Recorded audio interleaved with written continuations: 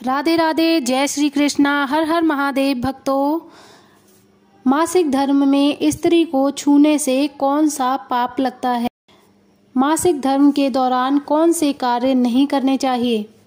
दोस्तों, एक बार माता लक्ष्मी और भगवान विष्णु क्षीर सागर में शेषनाग की सैया पर विश्राम कर रहे होते हैं।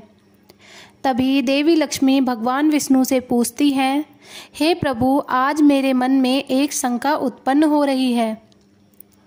केवल आप ही मेरी इस शंका का समाधान कर सकते हैं। भगवान विष्णु कहते हैं, हे प्रिय, तुम्हारे मन में जो भी शंका हो निसंकोच होकर पूछो। मैं तुम्हारे सभी शंकाओं का समाधान अवश्य करूँगा। देवी लक्ष्मी कहती हैं, हे प्रभु, किस श्राप के कारण स्त्रियों को मासिक धर्म की पीड़ा सहन करनी पड़ती है? और मेरा दूसरा प्रश्न ये है कि प्रभु, एक रजस्वला स्त्री को कौन से कार्य नहीं करने चाहिए जिससे उन्हें पाप लगता है? भगवान विष्णु कहते हैं, हे देवी, आज तुमने मानव जाति के कल्याण के लिए बहुत ही उत्तम प्रश्न किया है। तुम्हारे इन सभी प्रश्नों का उत्तर देव शर्मा की इस प्राचीन कथा से प्राप्त हो जाएंगे। इस महान कथा का श्रवण करने मात्र से ही समस्त पापों का नाश होता है। जो भी पति पत्नी इस कथा को ध्यानपूर्वक सुनते हैं, उन्हें सौभाग्य की प्राप्ति होती है।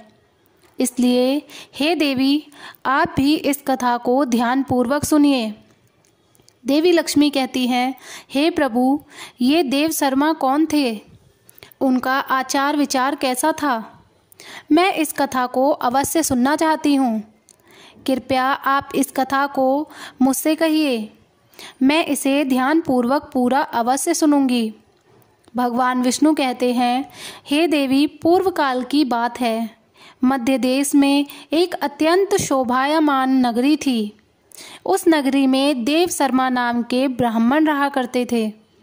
देव शर्मा को समस्त शास्त्रों और वेदों का ज्ञान था।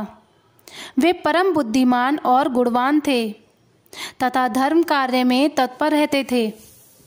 सभी वर्गों के लोग उन्हें बड़ा सम्मान देते थे। वे प्रतिदिन यज्ञ, दान, धर्म और संध्या उपासना किया करते थे। वे पशु, पुत्र, वधू, बांधवत तथा धन संपत्ति से संपन्न थे। देव शर्मा की पत्नी का नाम भगना था। वह भी अत्यंत चरित्रवान और गुणवान तथा प्रतिव्रता धर्म का पालन करने वाली स्त्री थी। फिर एक दिन देव शर्मा ने अपने घर का सत्यनारायण पूजा रखी और सभी ब्राह्मणों को स्वयं जाकर निमंत्रण दिया। नगर में निवास करने वाले समस्त मनुष्यों को उसने पूजा के लिए तथा भोजन के लिए बुलाया। फिर पूजा के दिन समस्त ब्राह्मण उसके घर पर पधारे। देव शर्मा ने सभी ब्राह्मणों का विधि पूर्वक पूजन किया और उनका आदर सत्कार किया। फिर उसने सभी ब्राह्मणों को घर के अंदर बुलाया और सुंदर आसन देकर उन्हें बिठाकर मिष्ठान भोजन कराया। ब्राह्मणों को भोजन कराने के बाद उसने भगवान का स्मरण करते हुए सभी को वस्त्र आदि का दान करके विदा किया। वे सभी ब्राह्मण देव शर्मा को आशीर्वाद देकर वहां से चले गए। उसके बाद उसने अपने परिवार, बंधु बांधवत तथा अनेक दीन और भूखे लोगों को भोजन कराया। इस प्रकार के सभी को भोजन कराकर और पूजा संपन्न करके जब वह ब्राह्मण अपने घर के द्वार के सामने खड़ा रहा, तब उसने देखा कि उसके घर के सामने एक कुतिया और बैल बात कर रहे थे। उस ब्राह्मण ने उस कुतिया और बैल की पूरी बात सुनी तो उसे बड़ा आश्चर्य हुआ। वह कुतिया और बैल उसके माता पिता ही थे, जो पिछले जन्म के पाप के कारण इस जन्म में कुतिया और बैल बन गए थे। तब वह ब्राह्मण मन ही मन सोचने लगा, ये दोनों तो साक्षात मेरे माता पिता ही हैं, जो मेरे घर पर पशु बनकर आए हैं। किस कारण से इन दोनों को प्राणियों का शरीर प्राप्त हुआ? अब इनके उद्धार के लिए मैं क्या करूं? इस प्रकार विचार करते हुए उस ब्राह्मण को रात भर नींद नहीं आई और वह रात भर भगवान का स्मरण करते हुए सोच विचार करने लगा। उसने सोचा, मेरे माता पिता की मुक्ति का उपयोग केवल मुनि वशिष्ठ जी ही बता सकते हैं। इसलिए सुबह होते ही देव शर्मा स्नान आदि कार्य संपन्न करके मुनि वशिष्ठ जी के आश्रम पर पहुंच गया। आश्रम पर आते ही मुनि वशिष्ठ जी ने देव शर्मा का स्वागत किया। वशिष्ठ जी कहने लगे, हे ब्राह्मण श्रेष्ठ, आज किस कारण से आप हमारे आश्रम में आगमन हुए हो? आप दुखी दिखाई पड़ते हो। आपके दुख का क्या कारण है? बताओ देव शर्मा। देव शर्मा कहता है, हे मुनिवर, आपको प्रणाम है। आपके दर्शन से आज मेरा जन्म सफल हुआ है। हे मुनिवर, आज मैं आपको पास एक शंका लेकर आया हूँ। कृपया आप ही मुझे इस दुख से बाहर निकाल सकते हैं। मैं अत्यंत दुखी और दुर्बल हो गया हूँ। वशिष्ठ जी कहते हैं, हे ब्राह्मण, दुख ना करो। तुम्हारी जो भी शंका हो निसंकोच। फिर देव शर्मा कहता है, हे मुनिवर, कल मैंने अपने घर पर भगवान विष्णु का पूजन किया था। अनेक ब्राह्मणों को और भूखे लोगों को भोजन कराया। विधि पूर्वक भगवान का पूजन किया और फिर मेरे द्वार पर एक कुतिया और एक बैल आ गया। दोनों मेरे घर के सामने खड़े होकर बात कर रहे थे। सबसे पहले कुतिया उस बैल से इस प्रकार से कहने लगी, हे स्वामी, आज जो घटना घटी उसे सुनिए। हमारे पुत्र के घर में ब्राह्मणों के भोजन के लिए जो दूध रखा था, एक सांप ने उस दूध बर्तन में अपना विष उगल दिया था, जिसे देखकर मुझे बड़ी चिंता होने लगी। उसी दूध से भोजन बनने वाला था। अगर सभी लोग उस दूध को पी लेते तो उनकी मृत्यु हो जाती। इसलिए मैंने उस बर्तन में से सारा दूध पी लिया। जब बहू की दृष्टि मुझ पर पड़ी तो उसने मुझे खूब पीटा, जिससे मेरा अंग भंग हो गया। मुझे बहुत पीड़ा हो रही है। इसी कारण से मैं लड़खड़ाते हुए चल रही हूँ। मुझे ये पीड़ा सहन नहीं हो रही है। कुतिया की बात सुनकर वह बैल बहुत दुखी हुआ और वह खुद का वृत्तांत सुनाने लगा। हे प्रिय, अब मैं तुम्हें मेरे दुख का कारण सुनाता हूँ। मैं पूर्व जन्म में इस ब्राह्मण का पिता था। आज इस ब्राह्मण ने सभी लोगों को भोजन कराया, किंतु इसने मेरे सामने घास तक नहीं डाली और ना ही मुझे जल पिलाया। इसी कारण से मैं बहुत दुखी हो गया हूँ। फिर देव शर्मा कहने लगा, इस प्रकार से अपने माता पिता को कुतिया और बैल के रूप में ऐसा बोलते हुए देखकर मुझे बड़ा दुख हो रहा है। मुझे रात भर नींद नहीं आ रही थी। हर क्षण मुझे चिंता सता रही है। मैंने कभी कोई पाप नहीं किया, हमेशा धर्म के कार्य किए हैं, फिर भी मेरे माता पिता को ऐसे कष्ट झेलने पड़ रहे हैं। इसी कारण से आज मैं आपके पास आया हूँ। कृपया आप अपनी योग शक्ति से पता करके मुझे बताइए, किस कारण से मेरे माता पिता की ऐसी दुर्दशा हुई है और उनकी मुक्ति के लिए मुझे कौन सा कर्म करना चाहिए। फिर गुरु वशिष्ठ ध्यान लगाते हैं और उस ब्राह्मण के माता पिता के पूर्व जन्म के कर्मों को देखते हैं और देव शर्मा से कहने लगते हैं, हे ब्राह्मण, तुम्हारे माता पिता ने पिछले जन्म में घोर पाप किया है। उसी पाप के कारण आज उनकी ऐसी दुर्दशा हुई है। देव शर्मा कहता है, हे गुरुदेव, किस पाप के कारण मेरे माता पिता की ऐसी दुर्दशा हुई है? कृपया विस्तार से बताइए, मैं जानना चाहता हूँ। फिर ऋषि वशिष्ठ कहते हैं, हे ब्राह्मण देवता, तुम ध्यान से सुनो। ये बैल जो तुम्हारे पिता हैं, ये पिछले जन्म में कुंडी नगर के श्रेष्ठ ब्राह्मण रहे थे। इन्होंने एक दिन एकादशी का व्रत करके भोजन किया था। एकादशी के व्रत के दिन इसने दान धर्म भी नहीं किया। इसने द्वार पर आई गायों को कभी भोजन नहीं खिलाया। इसने अपने पितरों का श्राद्ध भी विधि पूर्वक नहीं किया।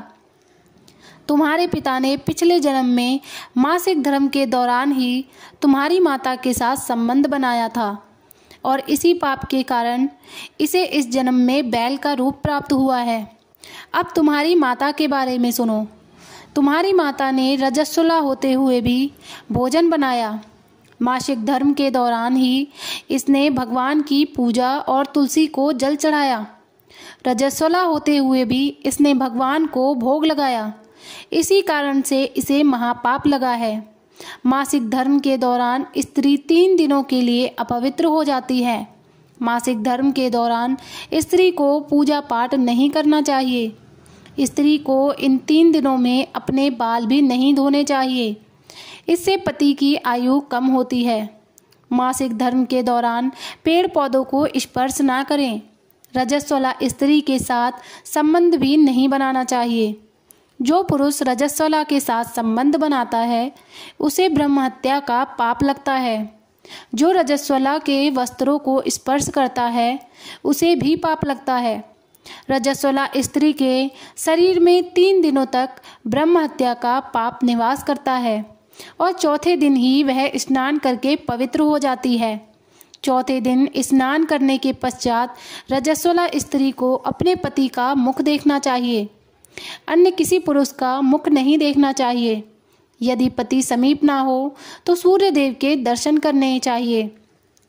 गुरु वरिष्ठ कहते हैं, हे ब्रह्मांड, इसी पाप के कारण तुम्हारे पिता को बैल और तुम्हारी माता को कुतिया का जन्म प्राप्त हुआ है। देव शर्मा कहता है, हे मुनिवर, अब आप मुझे मेरे पिता की मुक्ति के लिए उपाय बताइए।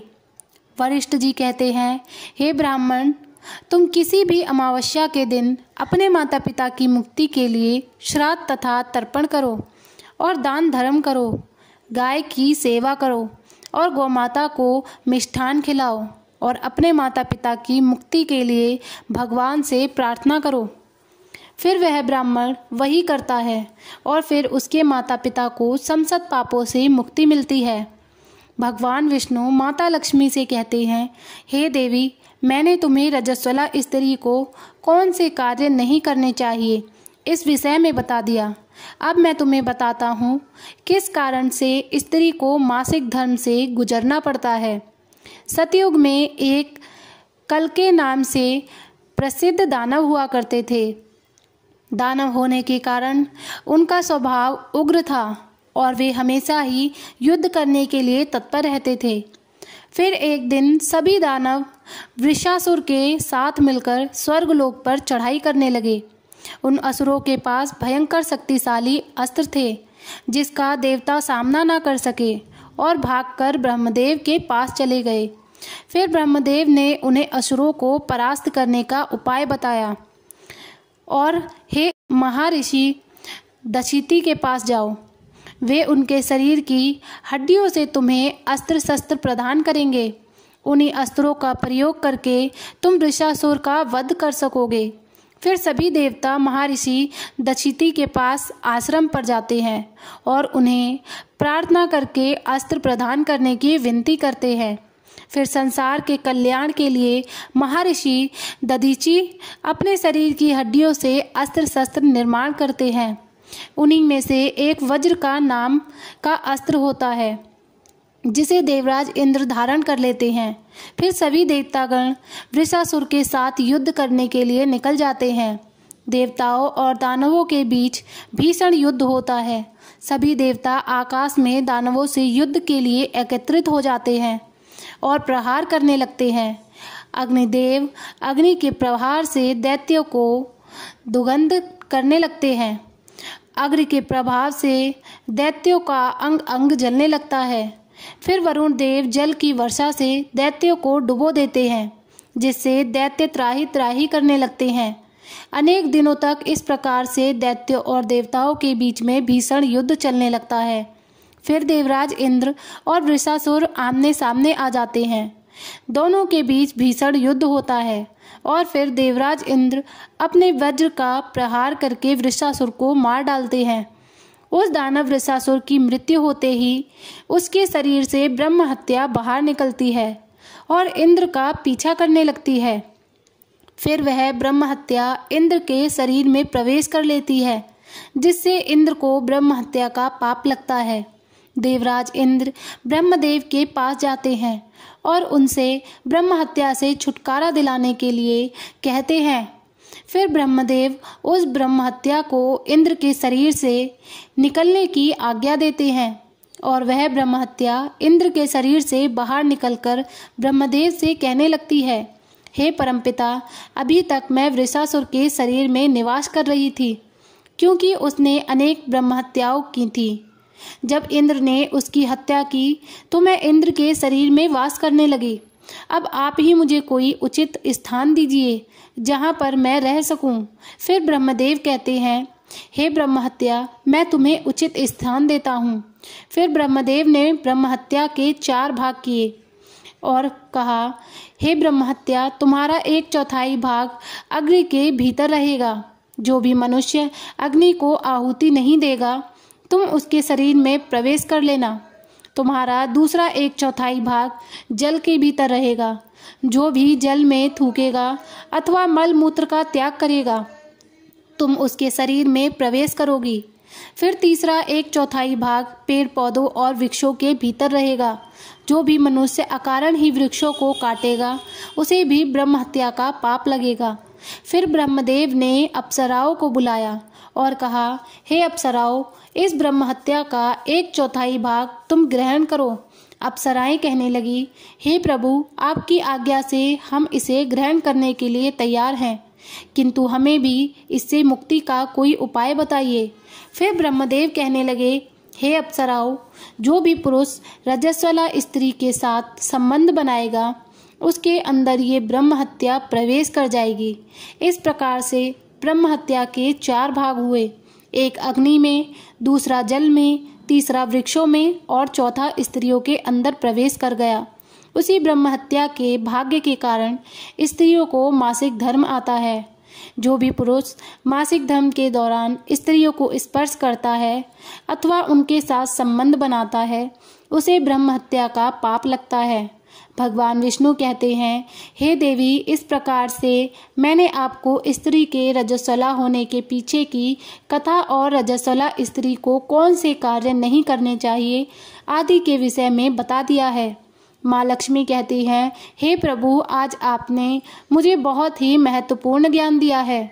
मैं भी आपको वचन देती हूँ, जो भी स्त्री मासिक धर्म के दौरान पूजा पाठ करेगी, पति के साथ संबंध रखेगी, उसके घर में मैं प्रवेश नहीं करूँगी। जय श्री कृष्ण। राधे राधे भक्तों। अगर आपको वीडियो पसंद आई हो तो हमारे चैनल को सब्सक्राइब करें। धन्यवाद।